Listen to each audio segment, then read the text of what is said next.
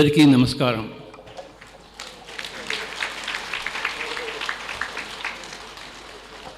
దేవుళ్ళందరికీ నమస్కారం.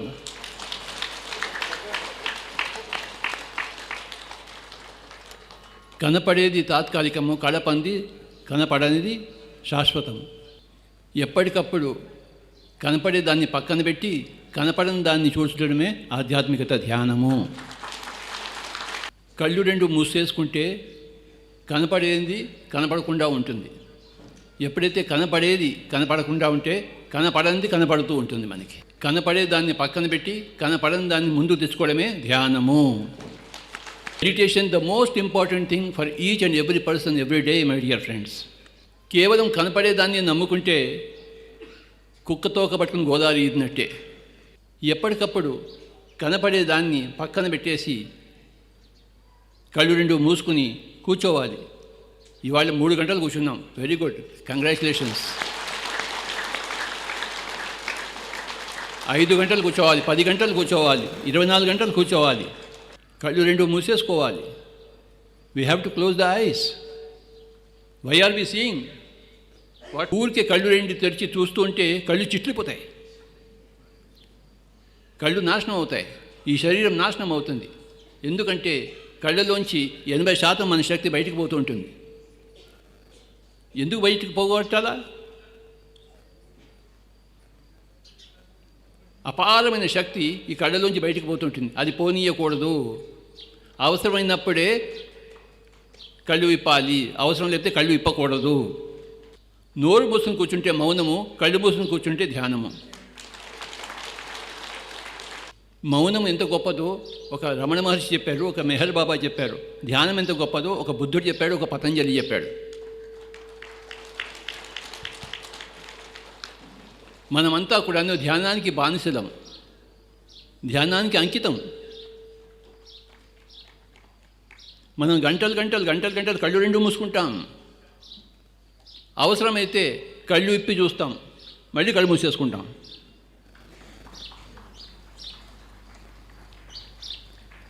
ఎన్నో జన్మలు కళ్ళు ఇప్పి ఇప్పి ఇప్పి నరకాన్ని అనుభవించాం. ఈ జన్మలో కళ్ళు మూసుకుని మూసుకుని స్వర్గాన్ని అనుభవిద్దాం. ఊరికే కళ్ళు తెచ్చుకుని ఉంటే ఈ శరీరం నాశనం అవుతుంది. గుర్తుంచుకోండి. కళ్ళు రెండు మూసుకుని కూర్చుంటే శరీరం అవినాశిగా ఉంటుంది, ఎప్పటికీ ఉంటుంది. ఈ శరీరం ఎన్ని సంవత్సరాలు, ఎన్ని యుగాలైనా ఉంటుంది ఈ శరీరం. ఈ శరీరం మామూలు శరీరం కాదండోయ్. ఈ శరీరం భగవత్ ప్రసాదం.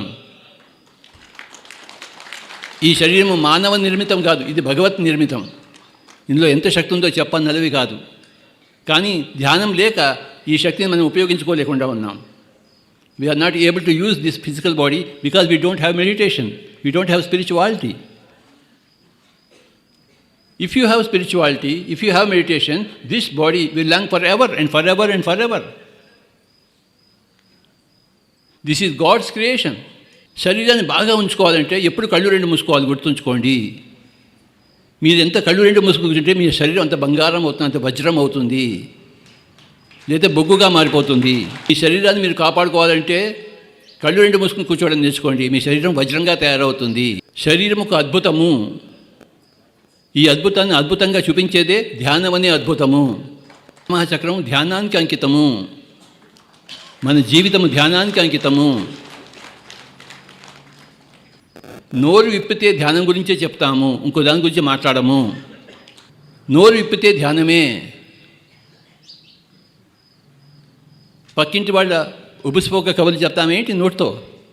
నోరుని కంపు చేసుకుంటామేమిటి? నోరు మూసుకుని కూర్చోవడం నేర్చుకోవాలి, కళ్ళు రెండు మూసుకుని కూర్చోవడం నేర్చుకోవాలి.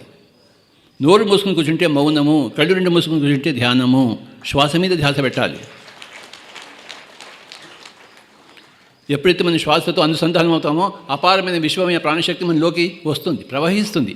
నయాగరా ఫాల్స్లా ప్రవహిస్తుంది. ఆ శక్తిని మనం పుంజుకోవాలి. మనం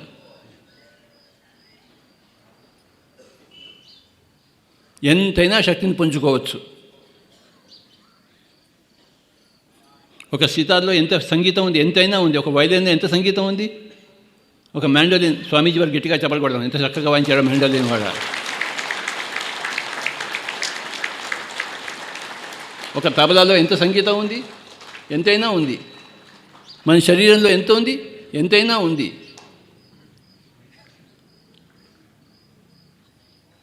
కళ్ళు రెండు మూసేసుకోవాలి. You must close your eyes. గంటలు గంటలు గంటలు గంటలు గంటలు గంటలు కూర్చోవాలి ధ్యానంలో. ఎంత సంపాదిస్తాం? ఒక రొట్టె చాలు ఒక రోజుకి, ఒక ఆవకాయ ముక్క. ఎంత తింటావేంటి బక్కాసులాగా?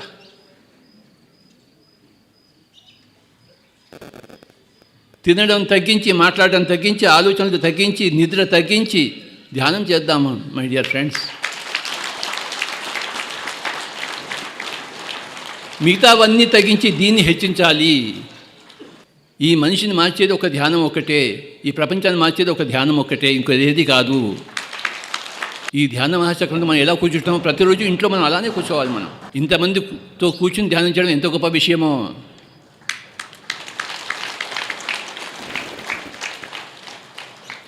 అందులోని ఇంతమంది యోగుల మధ్య, యోగేశ్వరుల మధ్య కూర్చొని చేయడం ఇంకెంత గొప్ప విషయమో చెప్పన్నది కాదు. అందులోనూ ఇంత చక్కటి సంగీతంతో ఎంత బాగుంది. సితార్కి గట్టిగా చెప్పలు కొడదాం, వాయిదంకి గట్టిగా చెప్పలు కొడదాం, మ్యాండోలిన్ గట్టిగా, తబలాకి గట్టిగా చెప్పలు కొడదాం. సంగీతం ఉన్నది ధ్యానం కోసమే. సంగీతం కోసం లేదు, సంగీతం ఉన్నది ధ్యానం కోసమే. ఈ శరీరం ఉన్నది ధ్యానం కోసమే. ఈ శరీరం కోసం లేదు, శరీరం ఉన్నది ధ్యానం కోసమే. మన భూమి మీద పుట్టింది ధ్యానం కోసమే. మిగతావన్నీ పక్కన పెట్టి ఒక ధ్యానంలోనే మనం మునగాలి. నీటిలో మునిగితే స్నానము, శ్వాసలో మునిగితే ధ్యానము. Meditation is the solution for all the problems of humanity. Meditation is the answer for all the questions of humanity. ఎవరికైనా ఏదైనా సమస్య వస్తే, ప్రాబ్లం వస్తే కూర్చోవాలి ధ్యానంలో. ఎవరికైనా ఒక ప్రశ్న వస్తే కూర్చోవాలి ధ్యానంలో. ఇంకోడెవడు నీకు సమాధానం ఇచ్చే మొగుడు ఎవడు లేడు. నీకు నువ్వే మొగుడివి, నాకు నేనే మొగుడిని. ఎవరిని వారే ఉద్ధరించుకోవాలి. ఉద్ధరేద్ ఆత్మనాత్మానం ఆత్మానం అవసాదేత్ ఆత్మవే ఆత్మనో బంధు ఆత్మవే రిపురాత్మన. ఎవరిని వాడే ఉద్ధరించుకోవాలి. ఎవరిని వాడే కిందకి దిగజార్చకుండా సంరక్షించుకోవాలి. ఎవరికి వాడే శత్రువు, ఎవరికి వాడే బంధువు. ధ్యానం చేస్తే మనకి మనమే బంధువులం, ధ్యానం చేయబోతే మనకి మనమే శత్రువులము. భగవద్గీతలో క్లియర్గా చెప్పబడింది ఏం చేయాలో, ఏం చేయకూడదో. ఏం చేయాలి? నిన్ను నువ్వు ఉద్ధరించుకోవాలి. ఏం చేయకూడదు? నిన్ను నువ్వు దిగజార్చకూడదు. ధ్యానం చేయకపోతే మనం దిగజారిపోతూ ఉంటాం, ముసలితనం వైపు పోతాం, చావు వైపు పోతాం. ధ్యానం చేస్తుంటే మనం యవ్వనం వైపు పోతుంటాము, చిరంజీవి వైపు పోతుంటాం. మనకి అసాధ్యమైనది లేనే లేదు. There is nothing which is impossible for you if you are willing to do meditation. There is nothing which is beyond your power. ఒకానొక కోతి ధ్యానం చేసి హనుమంతుడయ్యింది. అన్నీ కోతులే, కానీ ఒక కోతి మటుకు ధ్యానం చేసింది. ధ్యానం చేసి ఎక్కడెక్కడ పోయిందో గాల్లో ఎగరడం మొదలుపెట్టింది కోతి. మరి మనకేం పోయే కాలం? మనం ఎందుకు ధ్యానం చెయ్యం? పిరమిడ్ స్పిరిచువల్ సొసైటీ మూమెంట్ ధ్యానానికి అంకితము. రామాయణంలో హనుమంతుడు రాకముందు కిష్కింధాకాండ, హనుమంతుడు వచ్చిన తర్వాత సుందరాకాండ. మన జీవితంలో కూడాను ధ్యానం రాకముందు మనమంతా కిష్కింధాకాండ అంటే కోతి కాండ, ధ్యానం వచ్చిన తర్వాత హనుమంతుడి కాండ అంటే సుందరాకాండ. సత్యం శివం సుందరం. సత్యంలోంచి శివం, శివంలోంచి సుందరం. సుందరాకాండ. శివం అంటే బాగు, మన వెల్ఫేర్, మన క్షేమం. సత్యంలోంచి మన క్షేమం వస్తుంది. మన క్షేమంలోంచి మన జీవితం సుందరంగా మారుతుంది. రోజు మనం ఇక్కడ బాగా ధ్యానం చేద్దాం, అందరి దగ్గర వెళ్ళి అందరి అనుభవాలు విందాం. కలిసిమెలిసి జీవించడం కోసమే ధ్యాన మహాచక్రం వచ్చింది. ఎవరికి వారే యమునా తీరే కాదు, అందరూ కలిసి యమునా తీరే.